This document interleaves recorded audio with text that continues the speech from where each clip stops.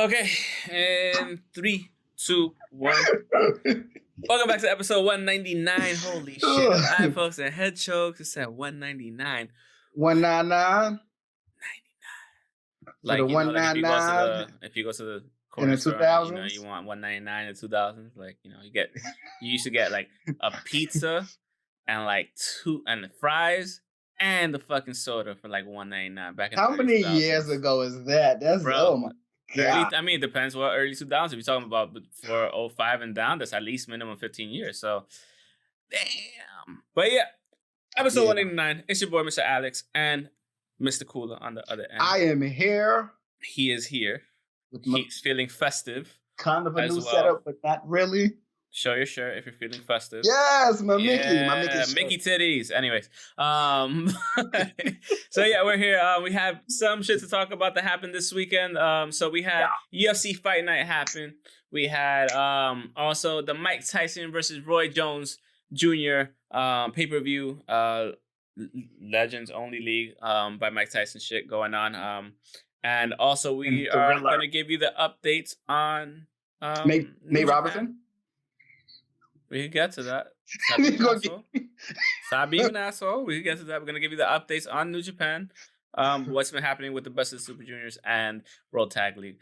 And I think that's a good segue just to start with New Japan, since that's the last thing we talked about just now. So while I was looking up the card, stop laughing about it. I know you're still tickled about it. No, you were like excited. Not excited, but you were over there like looking at the cards, and you were just like, no, what? Like you were just shocked. I need to know in New Japan. Yeah. Okay, so we'll start with the World Tag League because this is what I'm most shocked about. So apparently we have Ishii and Yano on 10 points, that's what I was like, whoa, like what's going on? But that's cool. You know, it's out of the ordinary. Fucking Ishii, like. It's Ishii. I mean, when you have Ishii, when you have the fucking powerhouse and then you have the fucking trickster, it's like you're bound to get some wins. And if it's working out for them, then hey, fuck it, why not? So they're on 10 points. I don't think Yano was even doing any tricky shit. He's doing some cheatsy doodles at least. Oh yeah, but at least not like how he was doing with the G1 with the tape and outside the shit. But. No, there was a match against G.O.D. They did some shit. Yeah, I remember seeing that. That's why. But it's G.O.D. Like, what do you gotta do it to him anyway? You gotta fuck with G.O.D. Like, you gotta play fucking psychological games with them too. So, just going over the points, we have on 10 points, the leader of the pack, Ishii and Yano. On 8 points, you have Takagi and Sonata, Taichi and Zack Sabre Jr., which are the champions. Tama Tonga and Tonga Loa, G.O.D. Wait a minute. Goto and Yoshihashi are on 8 points, and Finjuice is on 8 points as well. On 6 points, you have Ivo and Yujiro Takahashi. I forgot about Great O'Khan and Jeff Cobb on 8 points. It's really fucking close to World Tag League. You know what's crazy? Fale and Chase are on 4 points, and Tanahashi and Toa Henare are on 2 points. But really close. I like that it's really close. I probably should have watched more. And there's probably only like 3 more dates left. So 3 more dates. Yeah. It's December 11th is the last day of everything, pretty much. Mm-hmm. It's crazy because I feel like is there a damn card happening right now? Because I looked at this earlier and it's 11:30, right? There's one supposed to be happening today, but I don't think it was happening like right now. Right? No, it's not. It's not live right now. Oh, probably earlier today. I don't know. Yeah, earlier today. So 9:30. Yeah, whatever. But yeah, the crazy thing is that like they usually have 16 tag teams. So it's like just a it's more tournament bracket though before. Not like round robin like this one. No. Was it always round robin? Yeah, because I'm on Wikipedia. 16 teams is too much. Like fucking Ace Ventura said when he got all the fucking arrows in the back. Like, yeah. But it makes sense, but it doesn't because like think about how we used to watch this, like the World Tag League. We didn't watch it as dedicated as we are this year as we did last year, because last year it was too many teams. It was 16 fucking teams. That's a long. That's a lot. That's a lot of teams, and it's a long tournament. Yes, that's a long tournament. And I think 10 is perfect. 10 is perfect. Yes, this is perfect. I would say fucking do it twice a year, honestly, if you need to. You don't need to, but or maybe just a different tournament. Because this is the thing, they do. So you have the World Tag League, right? This is mostly heavyweights, though. You know what it is? Have also, a junior tag. Yes. Yeah. The thing about this is they usually incorporate other companies that they partner with. This is all just New Japan. Yeah. I'm looking at the card, the teams from before, and it was Yano and this guy, Yano, and where's his name at? Jesus, I can't see it. Yano and Colt Cabana. That was a team. Hilarious team, of course, but they incorporate Ring of Honor. They incorporate is it AAA? Not AAA, CMLL?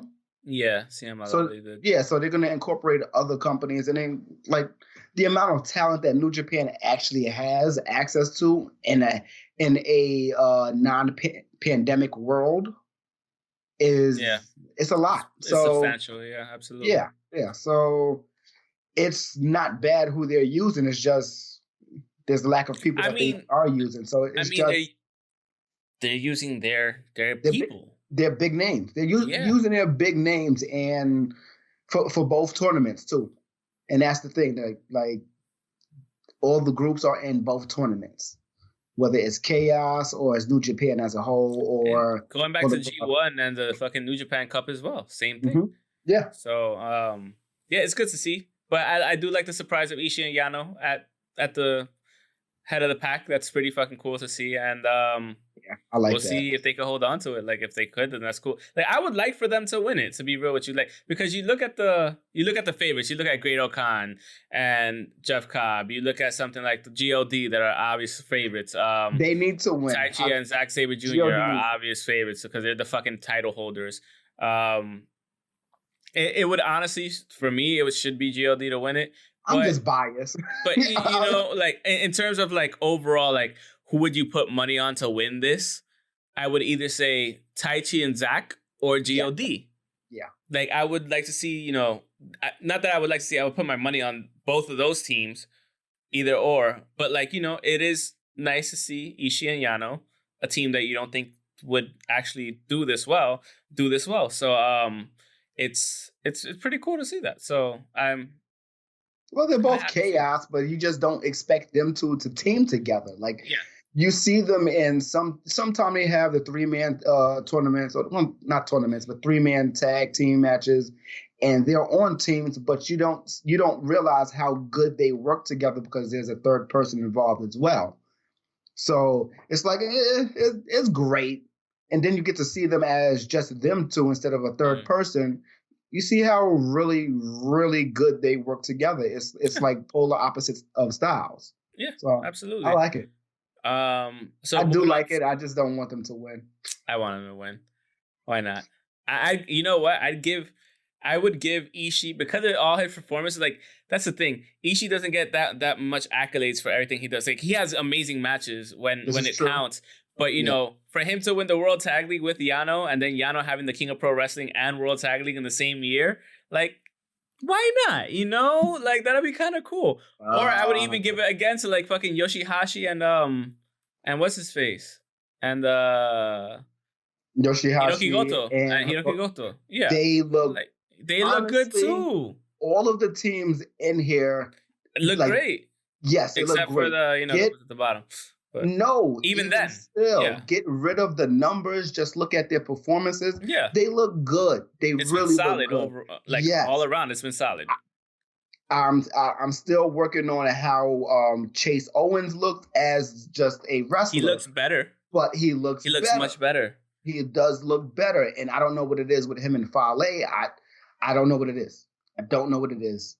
Maybe they are not the two that needs to tag together, but maybe they are the two that just needs to be in there anyway. Yeah, like just for a fighting chance, because they don't look bad. They just They're just not getting wins because they do look good. They're just not getting wins because they are whooping ass.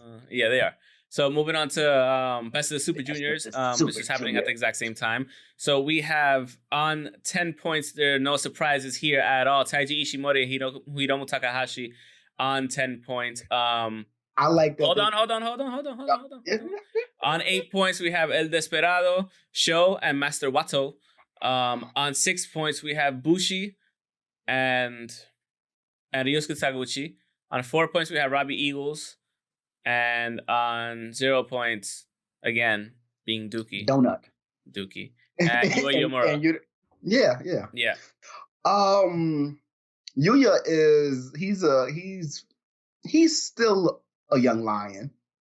Yeah, he is. He's still a young. So that's okay. They put him into like round it out. You know, or black in the Boston Crab maneuver. The fact that he's in the tournament is already a win for him. Like, you know what I mean? He looks good. Pretty decent.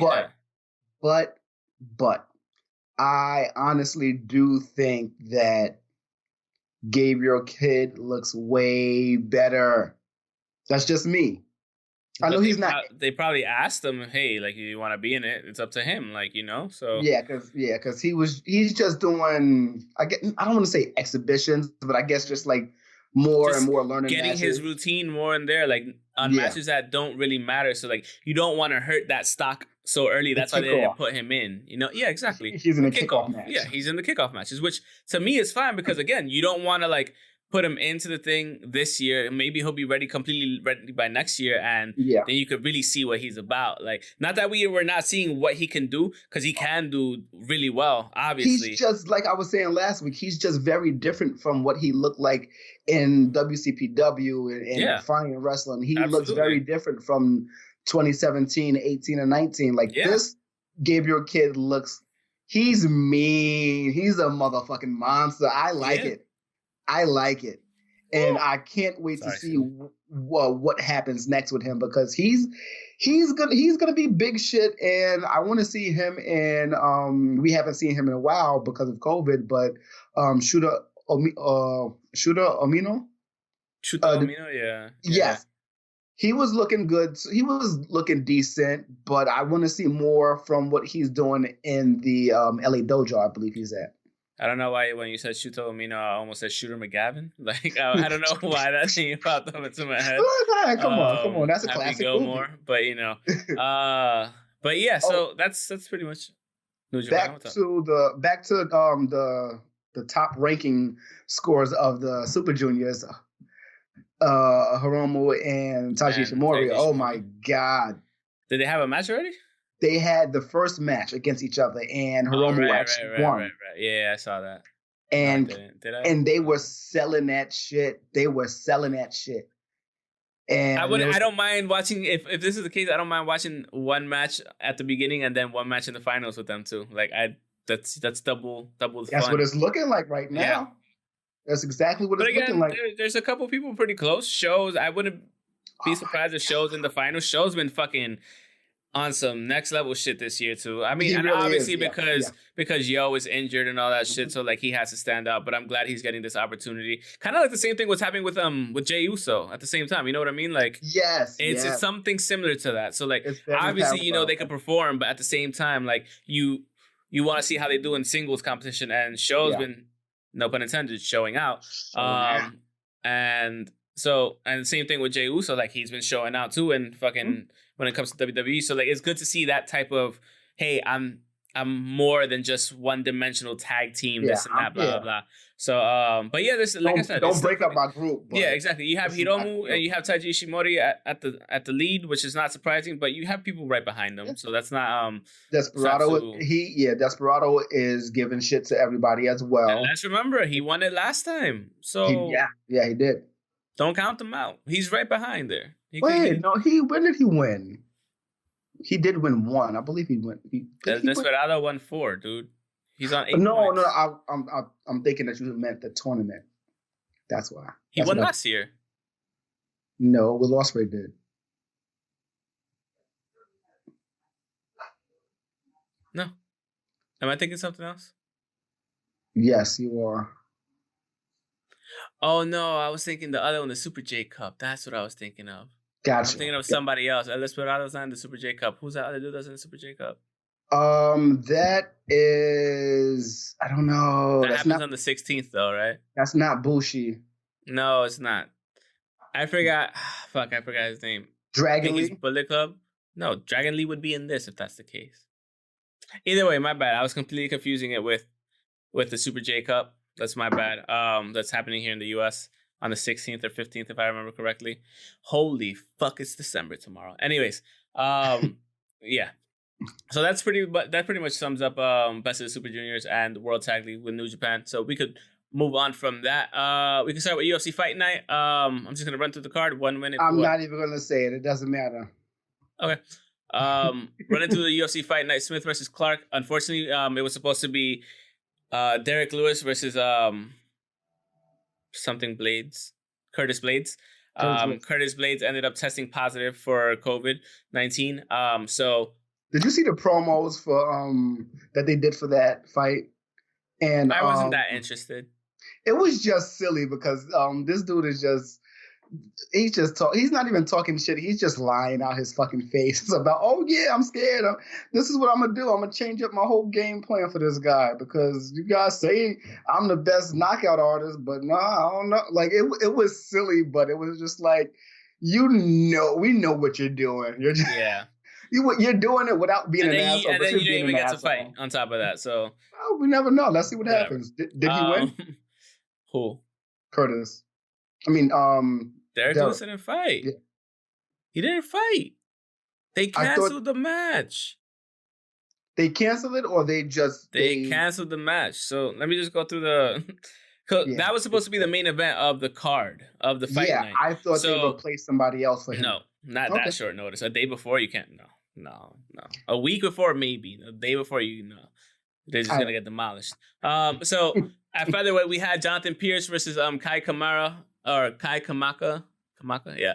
Jonathan Pierce got the win round 2 with a TKO at 4 minutes and 28 seconds. After that, at women's bantamweight, we had Ashley Evans Smith losing to Norma Dumont in a 3-round decision. After that, at featherweight, we had Spike Carlisle versus Bill Algeo, I guess. I don't know. I didn't see that. We had a round 3 decision win for Bill Algeo. After that, heavyweight, we had Josh Parisian versus Parker Porter.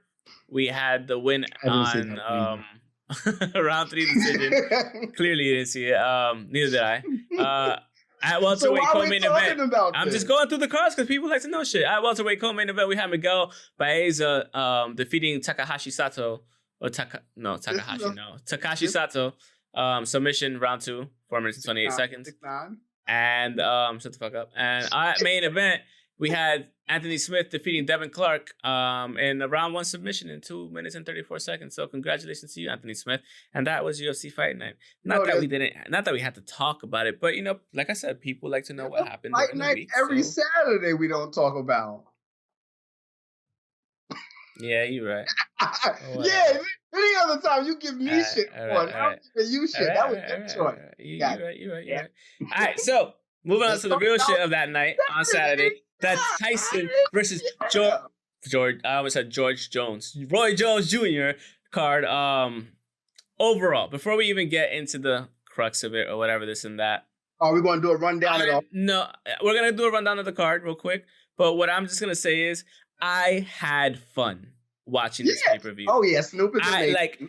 I had fun, legitimate fun watching this pay-per-view. I was unsure of it. I think most people were unsure of it going into it, paying $50. People weren't sure if they wanted to spend $50 on this, and I don't blame them. But once you got to the pay-per-view, once you watched the undercard and then you got to the real pay-per-view, it was actually fun, which is what they wanted to do. They wanted to entertain. Tyson is he's an entertainer. He used to be a boxer. He apparently still knows the tricks of the trade, and he can still knock a motherfucker head off. Used to be. We'll get to that, but yeah. But he's more of an entertainer today. Like I was honestly just last night I was just watching the Mike Tyson Mysteries on. Oh, it's so good. It's funny as shit. He is hilarious. He is not the same man. He's different. This is more business Mike. So business Mike, fun Mike. With everything with all the rules that this fight had to get, it solidifies League of Legends. It solidifies Mike Tyson as a promoter. Legends only league, but yeah. Yeah, Legends only is a video game. Like League of Legends, yeah. It solidifies Mike Tyson as so much more than a boxer, an entertainer, absolutely. And more than an athlete. He is a business owner. Rockefeller, Rock Nation. They just, I think they just folded their boxing subsidiary or whatever they were doing. They were doing, I think they were doing Rock Nation boxing or whatever. That folded. Now we have this. I don't know if he's gonna do. I mean, this is more for. I'm just saying, there's always options. I'm sure he's not gonna do I don't think he's gonna do a whole bunch of novelty matches. Fights going forward. It probably just might be the one at the main event, and then everything underneath his actual boxing. Exactly. Yeah, I think that's what's gonna happen because they're like. Of course, it'll be one novelty match, but I don't think it's going to be a whole novelty card, and that just shows what he like. You have to bring people to the dance, and that's what he did. Like I never heard of a lot of these gentlemen's names until last week when I wrote them when I read them out, and then all I knew about was the two co-main events, and all I knew was that I knew exactly who I wanted to get knocked the fuck out, and sadly that didn't happen. But I knew 4 people. That's all I knew. I knew 4 people out of the the eight actual competitors, so going with the undercard just to start right 10. There, 10. Going with the undercard overall, so you had Giuseppe Cusumano, the former WBC title challenger, the Italian Nightmare, versus Greg Corbin. I do not remember who won that. I did not see that. I don't remember that. Fucking CBS Sports for the first time has failed me. I didn't even read that last week. I don't remember that name. Secondly, the fight that was for many people, yes, I did. The fight of the night was Irving Gonzalez Jr. and Edward Vasquez for the WBC for the vacant WBC USNBC featherweight title. I forgot who won. I don't remember that fight either. It was such a good fight. They were banging all 8 rounds, bro. Fight of the night? I don't remember that shit. Undercard. Fucking fight of the night. But right before the pay-per-view actually started. Dude, these guys were banging for 8 fucking rounds. Just power shots the whole time. I don't remember who won. Irving Gonzalez Jr. Versus Edward Vasquez. Yeah, I do remember that one. Bro, they were banging the whole fucking night. Mm-hmm. I think Edward Vasquez won, if I remember correctly, because they said I'm still undefeated. I don't remember who won. Yeah, it was Edward Vasquez? Yeah. Okay, but it was such a good fucking fight. Especially for I was joking around when I was watching it with my boys. I was joking around. I was like, what the hell is the WBC USNBC featherweight title? I'm like, is that a Pinocchio title for but the thing is, at the end of the day, it is a WBC. Even though it's a smaller title, it doesn't carry as much as prestige as a WBC light heavyweight championship or featherweight championship. You still are a WBC champion at the end of the day, because not everybody's gonna reach those levels of actual WBC status and whatever. So this at least gets the amateurs and these were further also out there and youth people further out there. So it's actually overall. Better exposure. And this is better exposure for them too. It definitely is. It's another form of pay-per-view is another form of professional fighting. Everything is not always going to be on ESPN or Showtime or wherever it's at. Everything's not over. We should reach out. We should reach out to Mike Tyson to put the Pokes and Chokes championship on the line.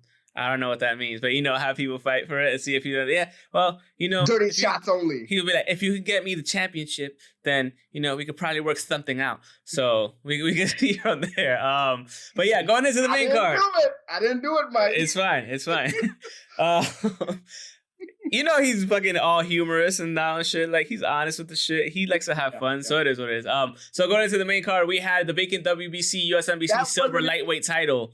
Like I said, more fucking titles I've never heard of in my life. But hey, Jermaine Ortiz defeated SULAIMAN SEGAWA. SULAIMAN SEGAWA.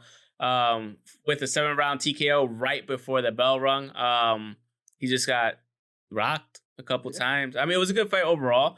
But this was the fight I actually started watching it on. Yeah, this is the main card. That's why I didn't realize about the last match, the Irvin, I got it. Gonzalez and Vasquez.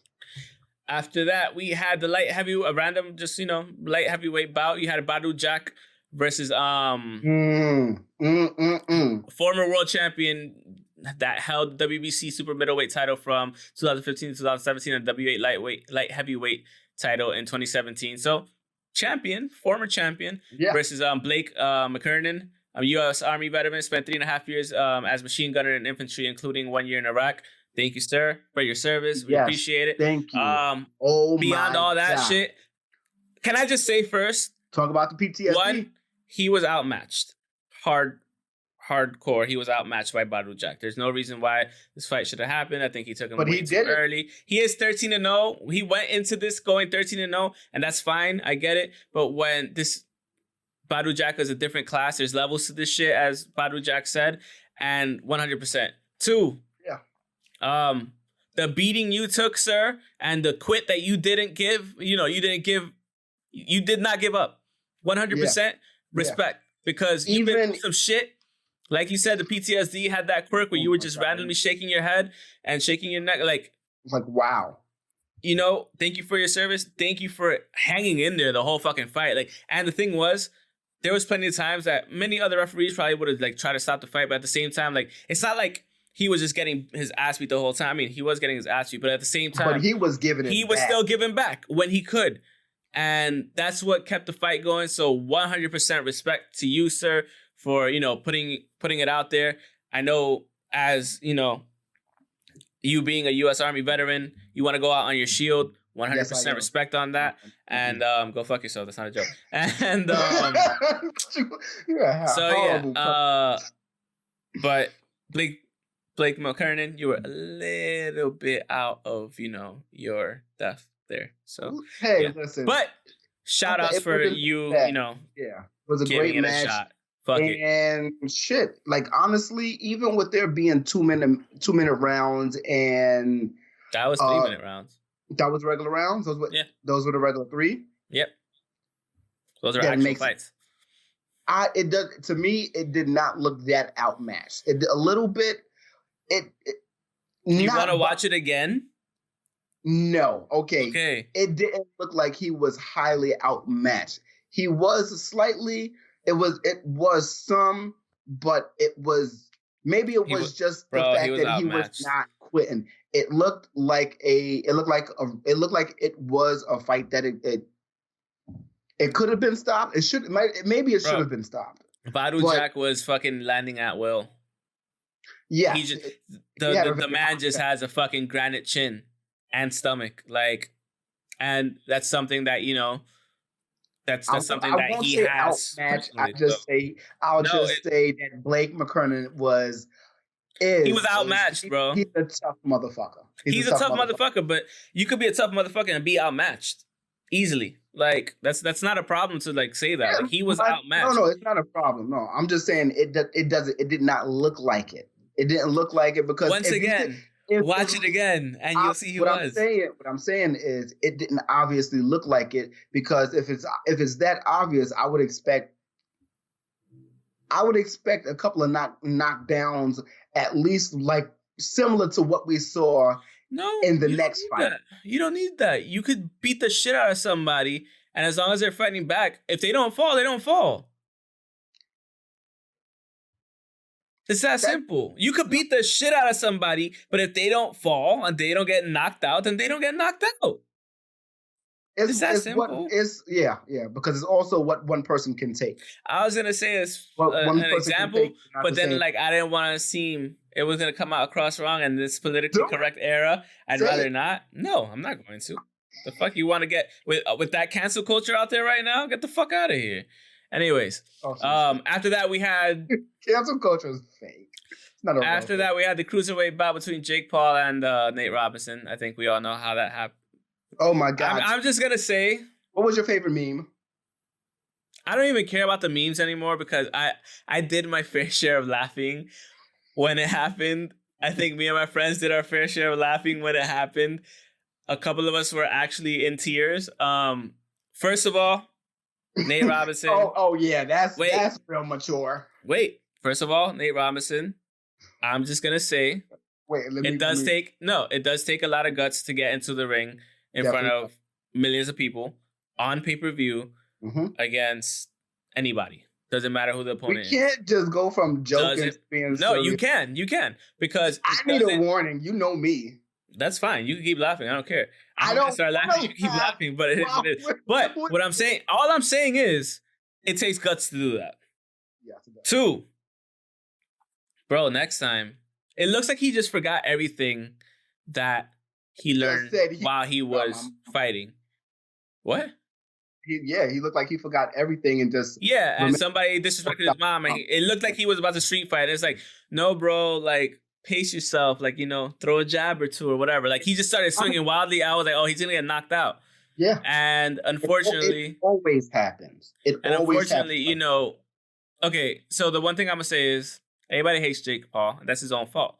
Whatever. And he's like, oh, everybody hates me. Yeah, because you're a fucking douchebag. Secondly, what he did, though, and how he did it, how he knocked him out, you could tell he's putting in the work and training. You can. Because it wasn't... Those knockdowns, and then the final knockout, weren't any wild swings. Those are perfectly placed punches. Each time. The first one, Nate Robinson thought he caught him in the back of the head. He caught him right under the ear. Talk good about this. I'm just saying. Yeah. 2... He just waited for him to come to him, and that's all he had to do because Nate Robinson was fucking fighting like a fool. Fucking running. He was running. He was legit running into him. The whole first round was him running into him and them grappling. And it's like, this is what it was. But you know what? When he caught him with when Jake Paul caught him with the short uppercut left, and then while he was coming in and then popped him with the overhand right. I mean, we saw what happened, unfortunately. And it was kind of scary the way he hit his head when he fell down. Like, he was lights out, like a sack of russets right on the floor. And, like... Oh, my God. And again, I'm gonna blame this on the referee. He should have never let it go past the second knockdown. He shouldn't have let it go past the first knockdown because you could tell he was fucked up after the first knockdown. He's like, yeah, give me your hands. Here. Yeah. And it's like, and he's like this. Hands. He's like, my head. I got a boo. So it's like, bro, it's like. I was sitting there watching. Ref, what were you doing? Nate is done. I was like, Nate, what are you doing? After that first one, he was done. Running. This is not the dunk contest. Yeah. All you got to do is just be like, all he has to do was wait and bang, that's it. That's it. Yeah. That was it. So that was that. If dude would have just jabbed the shit out of him as he was running, he would have still probably knocked him out. Probably. Because he was running. He would have just ran into the fist. Exactly. Like, and I get it. He was just pissed off about everything that he said. Like you said, he just looked like he forgot all his training once he got in there. And that's exactly what it looks like. It happens. It does. It does happens. Because you see red and you're just like, ah! Exactly. You see dude that been talking shit on the internet. And when that happens, you get knocked out by a fucking 23-year-old YouTube personality. So that's what happens. And moving forward, I really hate that. This is starting to solidify YouTubers. I know. Asshole YouTubers. And I know. It's fucking gross. And then moving on to the main event, the heavyweight exhibition bout for the WBC frontline belt. I love Mike Tyson. Snoop Dogg. Mike Tyson was a beast still. You could tell. The man moves like he's fucking 34, I would say at least. Like immediately, as soon as he started, just like I was like, "Oh no!" He can still move that fast. I was like, "Oh, what is going on?" And me and my friends were watching, and we were in Discord watching, and we were like, "Yo, this guy's a fucking Neanderthal! Like, you shouldn't be able to move that fast. Like the muscle." Okay, but yes, it's definitely the muscle memory. It's Muscle the memory, loss 100%. of 100 pounds and just the training from fucking April. Yeah. It's Training from fucking April to now. ridiculous. I'm sorry, Mike Tyson pulverized his fucking ribs. Pulverized Roy Jones' ribs. And you could tell at the end of the fight. So this is two things. The first round, Roy was just... Yeah, at the end of the first round, he was already dead because his ribs were going. Don't get me wrong, I give a lot of credit to Roy Jones Jr. Roy Jones Jr. is my favorite boxer of all time because he's still gonna be my favorite boxer of all time. Like the way he was just natural in the ring, the way he had a lead left hook, not a lead left jab. He would lead with the left hook all the time. Like I love watching him fight. Yeah. Until he fought for too long. Either way, Mike Tyson, my second favorite one. So either way, your first favorite one almost got knocked the fuck out by him. Doesn't matter. But I knew that was gonna happen because of the fact that this is the other thing. Fucking Mike. Roy Jones couldn't dance around because that ring was fucking small. I love the fact that shit was smaller. It was small, but like, where the fuck was Roy Jones gonna go? Like, when you have a pit bull on him, like, there's nowhere to go. You think Roy Jones is gonna bang straight up with Mike Tyson? No, get the fuck out of here. Listen, you gotta give him some space to move around. He called him out 15 years ago and nothing happened. That was 15 years ago, bro. What are you talking about? Well, look, hey, listen, you called me out. Is it still on the table? It's still on the table. It was fun. It was funny to watch. Every time he hit him in the ribs, I was like, he's breaking one of them. He's breaking one of them. Yeah. Every time he hit, you would see him win. It's like, oh, fuck. But like, Mike just looked good all the way into the end. I don't know how we got a draw. That was bullshit. It's so nobody gets their feelings hurt. We all know who won. Let's be real. Did you see the interview at the end where? Yeah, he's holding his ribs the whole time. He's like this, and Roy was mad. No, he wasn't like that. He was holding his ribs like this. He was like, I ain't feel like that. I saw him like this. Bro, at least a couple of times. Watch it again. Watch it again. He's holding his ribs most of the time like this. Snoop Dogg was hilarious on commentary. Great on commentary for both. Fucking fights. Hilarious. Also, Morrow was fun. I really like Adesanya was really good as well on commentary. For the first time. Really, really fun on commentary. And it was a fun night overall. Mm-hmm. I had fun. I had no complaints. And I would like to see something similar to this again. I just love that small ass ring. You ain't going nowhere, nobody, unless you're Nate Robinson. He thought he was running up. He thought he was gonna run up Jake Paul's face, whatever dude's name is. He thought he was gonna go somewhere. Like, nah, man. Like you can't. It's a smaller ring, most likely smaller than what he was probably training in. Or maybe around the same size, but it doesn't matter. He's a small guy. Either way, we keep going. So listen, the height on doesn't matter. He just ran at him. Doesn't matter. I know, but I knew it was gonna. I knew he was. I didn't know he was gonna lose, but it was a high possibility because it looked like he was just out of his weight class because of the height and the weight and the arm reach. There's nothing else to say. All right. But yeah, that's pretty much it. What do you have for random news before we sign out? Because are we gonna go into Winter is Coming? What the fuck are you talking about? Winter is Coming. I don't know what you're talking about. That's the AEW episode with Jesus Christ. I don't like you sometimes. With Jesus Christ? Yes, he's there. He's always there. He's always there. Fucking love Jesus. That's my homie. So Winter is Coming is the next episode of AEW Dynamite. Yes, you know how are they not getting sued? I don't know, because remember they did the thing for HBO Max. They got connects with HBO Max. They got connects with HBO. What thing did they do with HBO Max? When HBO Max first started back in September, I believe it was, they did the promo. They had the rings. That's not a connect with HBO Max. It's just paying for license for fucking advertisement. That's not a connection. Scratch my back, I scratch your back. I guess. Okay. Continue. That's the only proof that there is with that. So, for the Winter is Coming episode, we have Britt Baker, DMD, versus Layla Hirsch, who has been killing shit on Dark. And Dynamite as well. She's one of the newcomers, but she's a tough chick. She's a tough chick. She's been fucking shit up. Like she definitely does not look like a slouch. After that, we have Jericho versus Frankie Kazarian. That match was set up from last week, where Jake Hagar and Jericho had a match with SCU, and it was all fun and games. But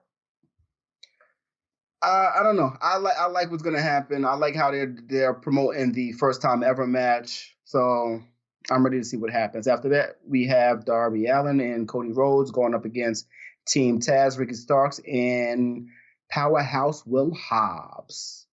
That match might be one of my favorite that I'm looking forward to this week. After that, we're gonna have a battle royal for the AEW Dynamite Diamond Ring, which is the second time we're gonna have this. The first time we had with MJF winning. That's where his ring comes from, that he's always knocking people the fuck out with.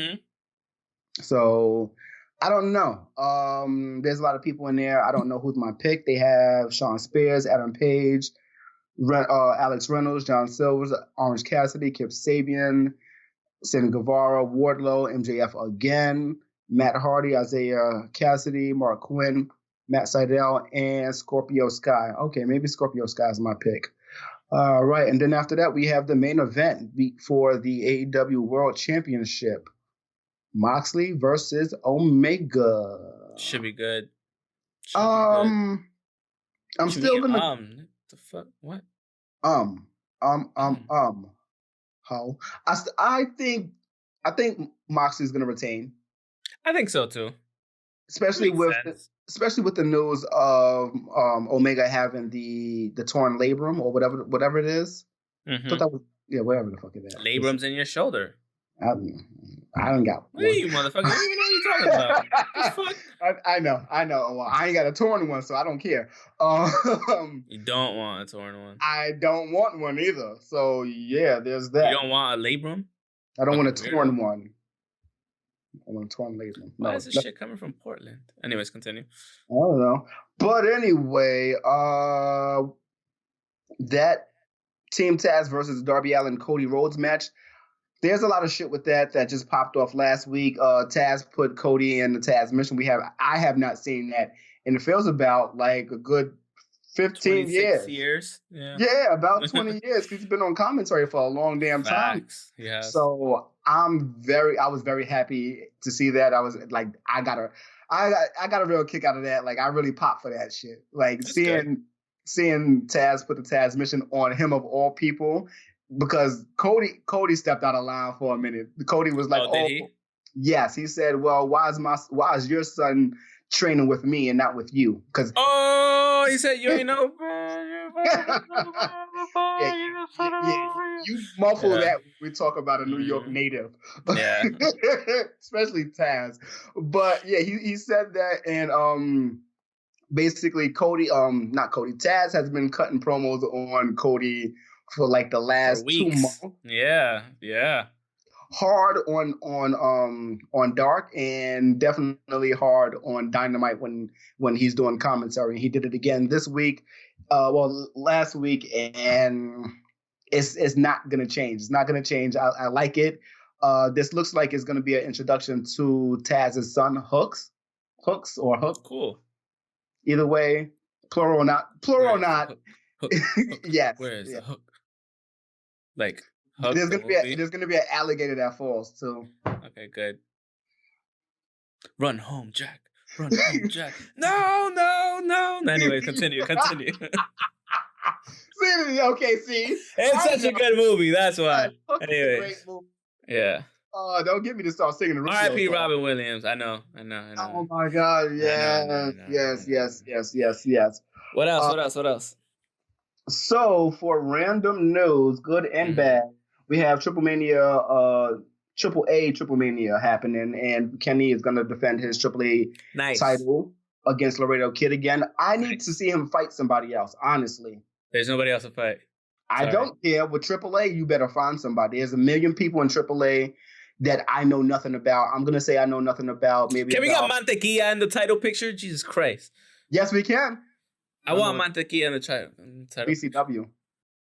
Maybe. Whatever. That was good news.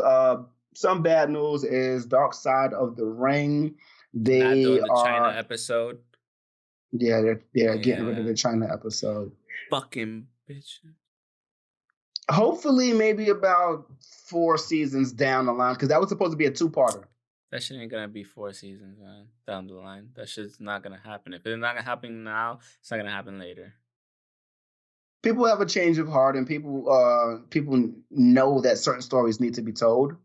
I believe that was her manager, best friend, one of the two, that said no, they would prefer not to do it at this time. So hopefully.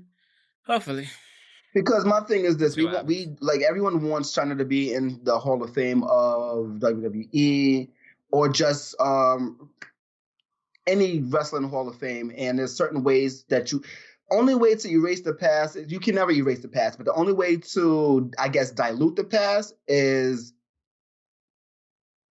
just bring more positivity of her past into the forefront. That's the only way we can dilute certain past actions or just diluting certain past actions of those who have passed on. You can never get rid of the past, but to dilute I mean, they can't defend themselves. I get that, but exactly.